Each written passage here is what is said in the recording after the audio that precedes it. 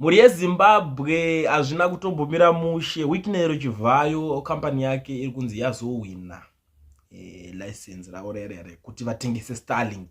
Ndo nyaya yandiri kusangana nayo panapa iri kuitika. Muri kuziva nyaya iri kuitika mese mimi kuti Starlink iri kunzi iri kumbonetsa iko zvinhu zvikwada kutoi order online vari kuti hapana chichiweze. Ende paZimbabwe iko zvinhu I think kwada kuitenga ingona kunge ritorwa zvekuma $900 because yakawandirwa. Ende shoko riri kufamba nderekuti makambani acho emuZimbabwe akanoiorder ikoko akainoitenga yakawanda. Zveku unoziva kuti nemari anoona kuti ndipo kana Starlink ye5 million vanozviita. Motosara musi zvekuti tinoorder online. Starlink yacho inobva yapererwawo ne order staff inopererwa nestaff, saka unongonzi chimbomira tizokuonesa. Nyaya yendiri kusangana nayo panapa iri kunzi sources in Zimbabwe's ICT ministry have confirmed that IMC communications run by Chivhayo has now officially been issued an operation license by the Postal and Telecommunications Regulatory Authority of Zimbabwe Potras. This brings the number of local entities issued with Starlink licenses to 3, including Tel1 and Aura. Zimbabweans are able to buy Starlink kits online, but they are currently unavailable due to what Starlink called capacity saturation. Starlink's current message for areas like Harare on its website states Starlink is at capacity in your area.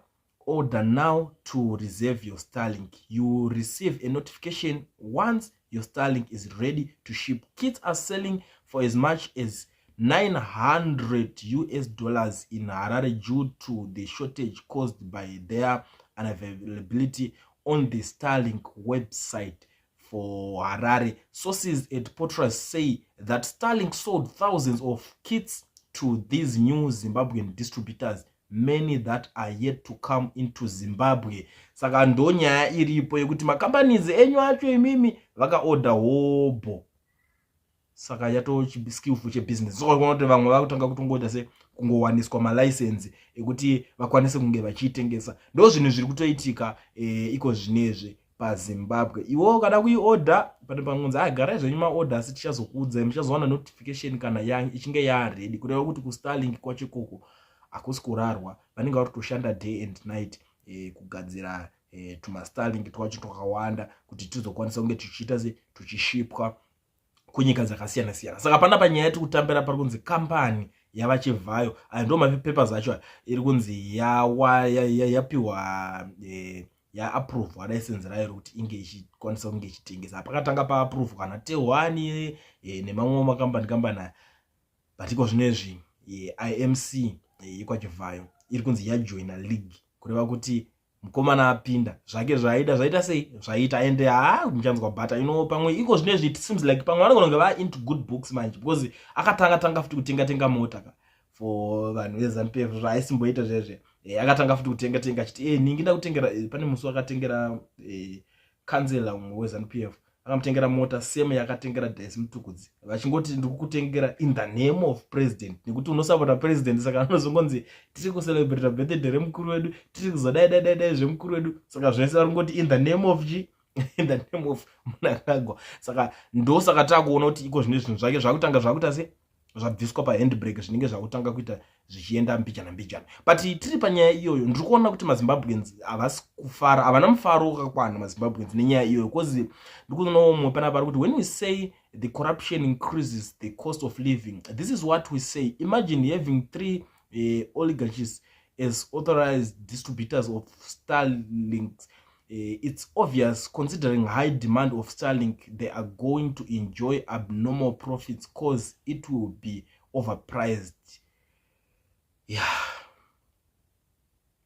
High demand, but hakuna chinhu chinonzi chinoramba chiri high demand. Starlink is a big company, asi zvinhu zvokuti vanhu zvo vanganyanyisa kupanika. Izvo unoona kuti usinga afford azvizoramba zvakadaro because iyo company yacho inenge ichiramba chigadzira every day. Inotopedzera kuti macustomers ari kupi because idea yavo kana kuti vision yavo ndeyekuti vari kuda kutoita take over the world. Yes, iwo vanhu veStarlink. Saka at the end of the day vanozongoti aiwa tagadzira mamwe tanga timbori paningirira takawandirwa last month but iko zvinezvi maorders tatopedza kuchiri nevamwe futi here. Ende munongoziva kuti kana business ichiramba richifamba kudaro vanoramba vachivhura mamwe mafactories, vachiramba vachivhura mafactories, vachiramba vachingowedzera staff, maemployees anenge achingoita achingowedzerwa achingowanda, saka vanenge vakuramba vachiita se vachitomita demand, kupedzisira zvaita se zvasvika pazvinenge zvichida. Saka hazvisi izvo zvokunyanyopanika, like takambozvitaura kuti unoona kuti akodzungotenga kozi kuda umwe akaitenga ne2000 vakazosvika pakuzoshamisika vakuona kuti yakuita $200 ne300 something. Saka zvinhu zvinoitika. Ndikuonawo mumwe ari kuti just watch the game,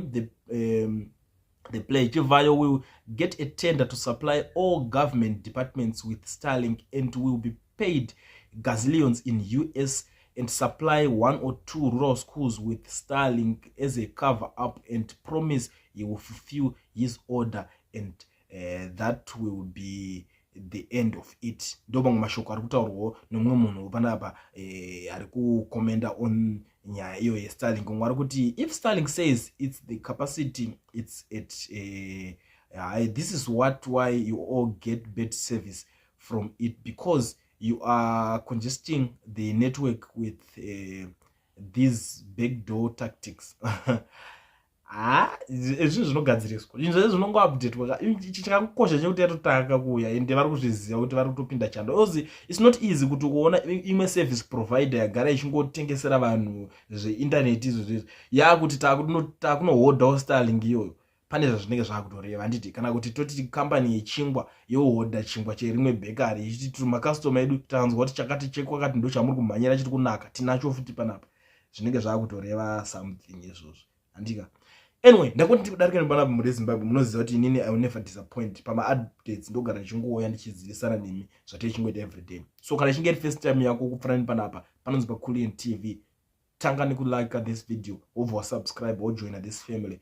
But kana uchiziva kuti you are returning subscriber unogara uri panapa uchiona zvatiri kuita, ngoma ndiyo. Tell me what you think in the comment section.